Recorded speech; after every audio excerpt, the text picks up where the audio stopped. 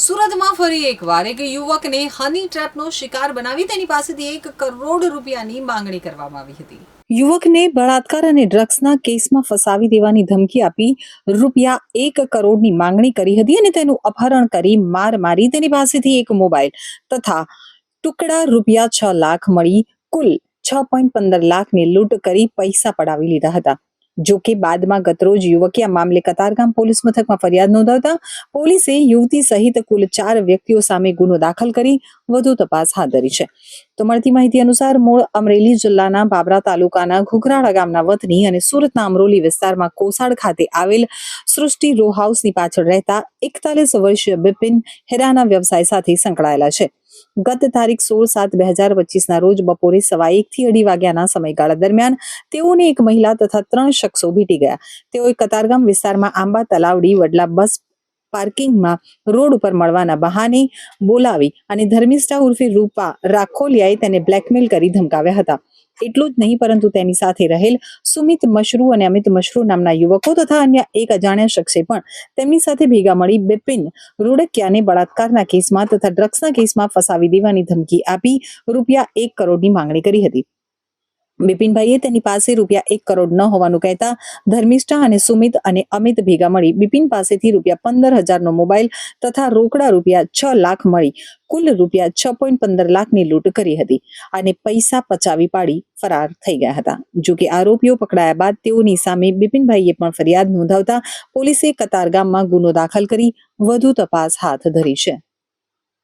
16/7/2025 રોજ જે એક ગુનો દાખલ થયો છે એની અંદર સુમિત મશરૂ, અમિત મશરૂની આખી ગેંગ છે અને અસ્મિતા પ્રજાપતિ એક ગુનો દાખલ થતાં અમે લોકોને અપીલ કરી તો એક ફરિયાદી અમારી સમક્ષ આવ્યા. એ જ દિવસે બપોરે 1-1:30 વાગ્યાના આજુબાજુ બીજા એક રત્ન કલાકાર જે યુવા છે એની સાથે પણ આવો જ બનાવ બનેલો હતો. એની પણ સાથે વોટ્સઅપ મેસેન્જરથી અને ફેસબુક મેસેન્જરથી ચેટથી વિડીયો કોલિંગથી પ્રેમાળ વાતો કરીને એક રૂપા રાખોલિયા જેનું આઈડેન્ટિફિકેશન છે આપણે ઇન્સ્ટાગ્રામની અંદર કે જેનું મૂળ નામ છે ધર્મિષ્ઠા, તો એણે આ વ્યક્તિને ત્યાં બોલાવેલો કતારગામ આંબા તલાવડી પાસે અને ત્યારબાદ તેને ઘણાદ ગામ રોડ ઉપર કેનાલ વટીને ખુલ્લા ખેતરમાં ઓરડીમાં લઈ ગયા અને ત્યાં એ બંને જ્યારે એ રૂમની અંદર ગયા ત્યારે એને જે વ્યક્તિ છે એના કપડાં કાઢ્યા અને ત્યારબાદ આ જે સુમિત મશરૂ અને અમિત મશરૂ અને એક અજાણી વ્યક્તિ, આ 3 વ્યક્તિઓ પોલીસ બનીને આવ્યા અને આને ધમકાવ્યો અને ત્યાંથી ગાડીમાં નાખીને લઈ ગયા અને પછી એને ધાકધમકી આપી, મારકૂટ કરી, એનો મોબાઈલ પણ ઝૂંટવી લીધો. ત્યારબાદ એને ખૂબ ડરી ગયો એટલે અખંડ આનંદ બેંક છે કતારગામની, ત્યાં એના લોકરની અંદર 6 લાખ રૂપિયા પડેલા હતા. એ 6 લાખ રૂપિયા જે છે એનો આ લોકોએ ખંડણી માગી અને એની પાસેથી વસૂલ કરી. અત્યાર સુધી કતારગામની અંદર 2 ગુના દાખલ થયા છે જે એક જ દિવસની બનાવો છે અને એમાં મશરૂ ગેંગ સામેલ છે. લોકોને એવી અપીલ છે કે તમે લોકો જે છે એ શરમાશો નહીં, ગભરાશો નહીં. તમે ભોગ બનનાર છો, તમે કોઈ ખોટું કૃત્ય નથી કર્યું, તમને લોભ લાલચમાં નાખીને ભોગ બનાવવામાં આવેલા છે, તો તમે પોલીસ સમક્ષ આવો, તમારી ફરિયાદ આપો અને તમારું નામ ગુપ્ત રાખવામાં આવશે અને પોલીસ તમને ખૂબ મદદ કરશે. એસઓજીનો સંપર્ક કરો અને અમે તમારી તાત્કાલિક એફઆઈઆર લઈ અને વધુમાં વધુ આ લોકો વિરુદ્ધમાં ગુનાઓ દાખલ થાય એવી એસઓજીની અને સમગ્ર સુરત પોલીસની ઈચ્છા છે. અત્યાર સુધી જે અમારી પાસે હકીકતો આવી છે આમાં ટોટલ 29 ગેંગો સામેલ છે. દરેક ગેંગની અંદર 5-6 જણા સામેલ છે અને અમુક જે છે એ ઇન્ટર ગેંગની અંદર બધા ગેંગોમાં કામ કરતા હોય છે.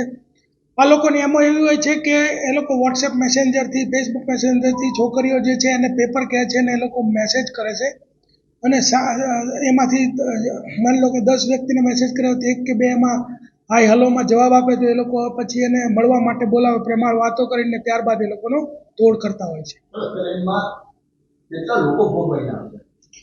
અત્યાર સુધીમાં જે અમે પૂછપરછ કરી એ દરમિયાનમાં લગભગ 5,000 લોકો જે છે આની અંદર ભોગ બનેલા છે.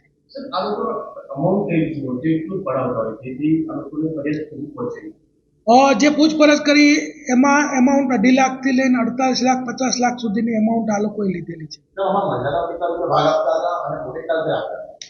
એમાં જે મશરૂ ગેંગની અંદર જે આરોપીઓ પકડાય છે પૂછપરછમાં અમિત મશરૂ છે એનો બે ભાગ મહિલાના 2 ભાગ ને બાકી જે વધે એના બધા લોકો સરખા ભાગે વેચી લેતા. સંપત્તિની અત્યારે જે અમિત મસરૂ છે એનો એક ફ્લેટ છે અને એના બેંકના જે વ્યવહારો છે એની ડિટેલ મંગાવવામાં આવેલ છે ને એ પણ તપાસ ચાલુ છે અને જો અવૈધ સંપત્તિ હશે તો આગળ એના પણ કાર્યવાહી કરવામાં આવશે.